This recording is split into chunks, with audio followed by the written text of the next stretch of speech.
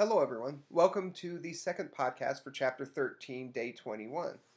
In this podcast, we're going to talk about Objective 2, and this objective covers a few things. For instance, we're going to come back to a karyotype and go review some of the terms you should know about a karyotype, but also introduce some new concepts as well. We'll also do this in the context of a human life cycle. And then we'll talk a little bit of meiosis, but that's really going to be devoted to the third and final podcasts. All right, let's go ahead and get started. Okay, let's begin by looking at this human karyotype. Just to remind you, this karyotype came from a human cell. This is an actual karyotype from an actual cell.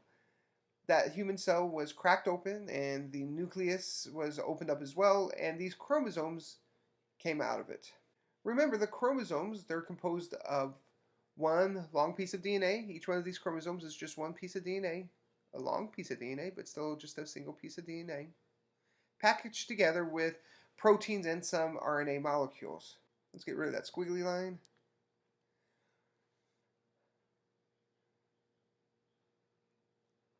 There's a few things we can tell by looking at this particular chromosome, these chromosomes in this karyotype. We can tell what gender this came from by looking at these chromosomes down here. These are called the sex chromosomes. So let's write that down here, sex chromosomes.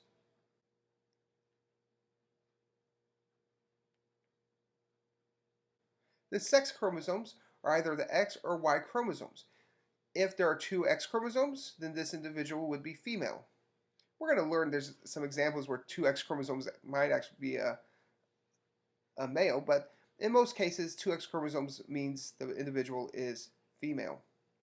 Now, if there happened to be one X chromosome and one Y chromosome, then we would say that that individual is male, or I should say, typically male. So this individual is female because of the two X chromosomes. Now, what about all these other chromosomes? Remember, we call all these other chromosomes, let's go ahead and circle them all. All of these other chromosomes are lumped in and called autosomes. So we have 6 chromosomes and autosomes. Let's go ahead and review some other terms for us. These will keep coming back to us, particularly as we talk about meiosis. Remember these two chromosomes 1, they're called homologous chromosomes. Chromosome 2s are homologous, chromosome 3s are homologous.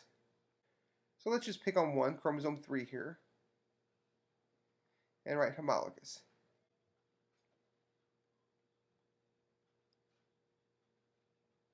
Now chromosome 4 would also be homologous, chromosome 5 would be homologous, but if you take one chromosome 4 and one chromosome 5, we call these non-homologous.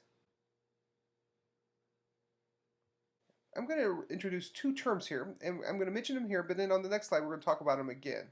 But just so they start getting back into our vocabulary here. Diploid and haploid. Diploid means we have two copies of each chromosome. So this would be an example of a diploid, chromosomes from a diploid cell. Cells with two chromosomes. Now, an example of a haploid karyotype we'll see on the next slide, but a haploid karyotype is only going to have one copy. So we would remove one of the chromosomes from each of the pairs. So we're going to come back to these terms in a moment, but I want to kind of introduce so we don't forget what they are. Now, the next thing I want to talk about is, and this is a reminder from previously, when we look at these chromosomes from this karyotype, we know that they come from a state before the S phase. So sometime after mitosis. So you'll have a cell here. You have one copy of each, remember, and then it goes through S phase, and when it goes through S phase, each of these chromosomes copy, and we end up with something like this, then they're connected.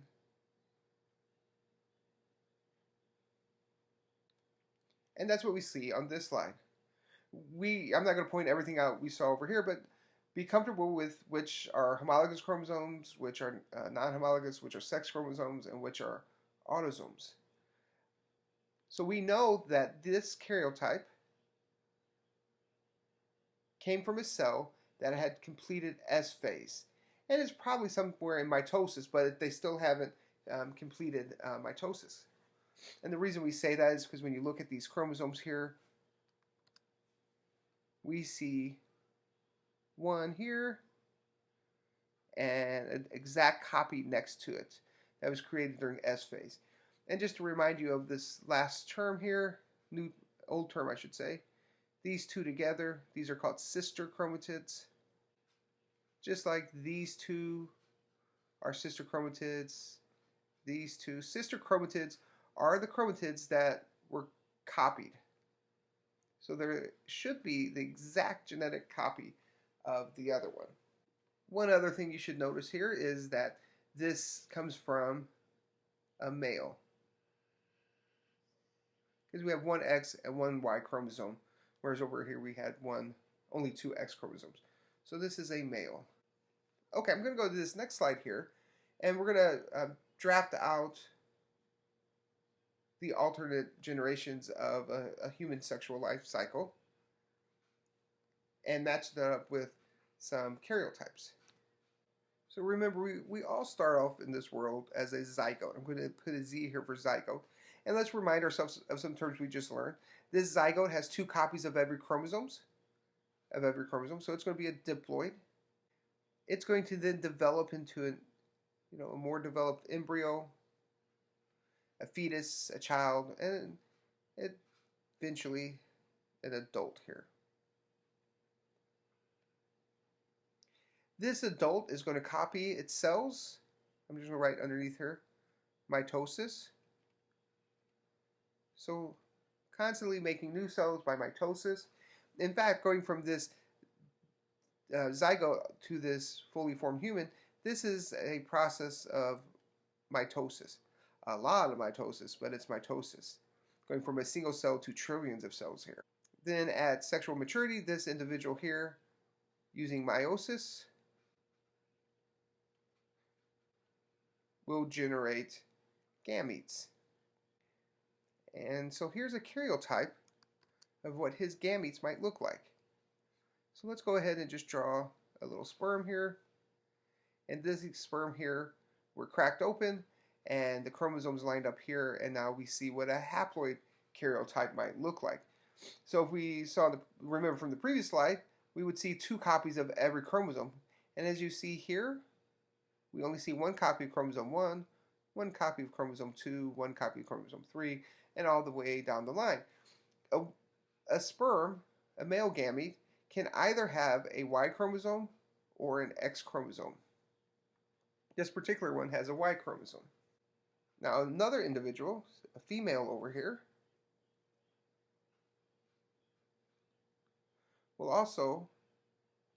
is also produced essentially by rapid rounds of mitosis, but she at sexual maturity will begin to make oocytes through meiosis. And her karyotype might look something like this. If we took her oocyte and opened it up and removed all the chromosomes and laid them out like so, we would see one chromosome of each chromosome, 1 through 22. All of her eggs will contain a single X chromosome. She will usually not carry a Y chromosome, and for the purpose of this class, she will only carry an X chromosome. These two gametes will now fertilize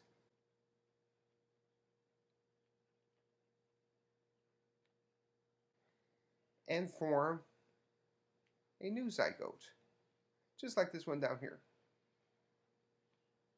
And when that happens, you take these chromosomes from the sperm and these chromosomes from the egg, and they fuse to form this new zygote, and the new zygote might look something like this, where we have two chromosomes of each numbered here. So two chromosomes 1, two chromosome 2, two chromosome 3s. This zygote now will keep dividing over and over again until at some point it too will produce an individual.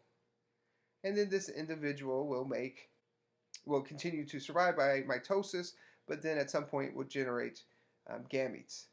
Now what I want you to do is think about this for a moment. I just kind of randomly found these karyotypes and threw them on here. And I just realized as I was presenting this to you that this bottom karyotype is not possible based upon the scenario we set up over these slides. Think about it, and somebody send me an email or tell me in class why this particular karyotype here is not possible. Okay, that ends this second podcast for Chapter 13, Day 21. If you have any questions, please let us know, and we'll do our best to answer those. If not, we'll see you in class. Bye.